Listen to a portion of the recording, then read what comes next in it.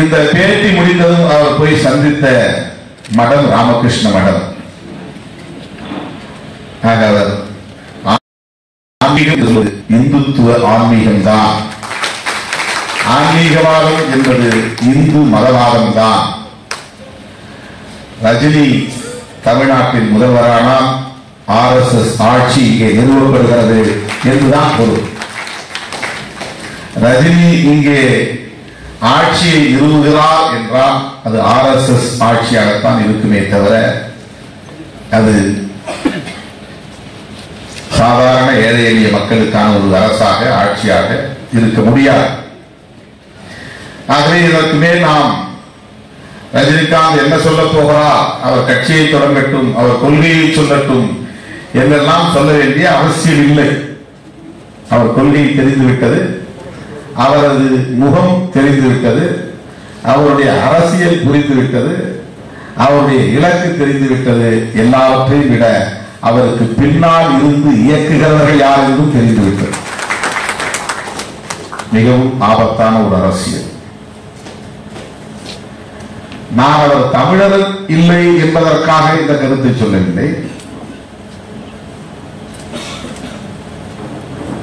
அது வேறு வகையான ஒரு வாதம். அந்த வாதத்திற்கு நான் நுழைய விரும்பவில்லை.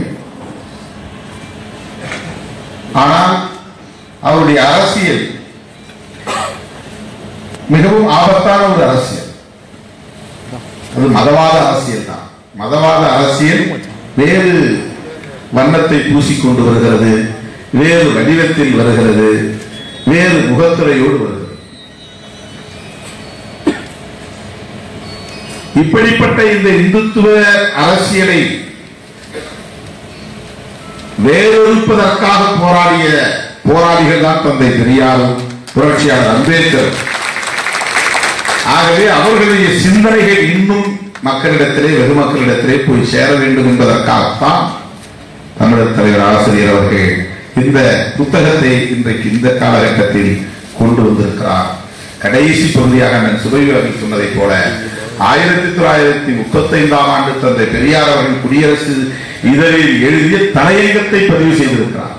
தன்னுடைய கட்டுரைகளை மட்டும் தொகுத்து போடாமல் 35 தந்தை பெரியார் குடியரசு அதிலே இந்து மதம் என்றால் என்ன என்பதை பற்றி அவ்வளவு அழகாக தந்தை பெரியார் சொல்லுகிறார். இந்து மதம் என்ற ஒரு மதம் கிடையாது, இந்தியர்களின் மதம்தான் இந்து மதம் என்று கட்டமைக்கப்படுகிறது. இந்தியர்களின் மதம் என்றால் இந்தியர்கள் ஆளாளுக்கு வெவ்வேறு வகையான வழிபாட்டு முறைகளை, வெவ்வேறு வகையான கடவுள்களை அவர்களே ஆங்காங்கு உருவாக்கி கொண்டு வளர்ந்தார்கள். எல்லாவற்றையும் கிறிஸ்தவத்தை தவிர, இஸ்லாத்தை தவிர அனைத்தையும் இந்தியர்களுக்கான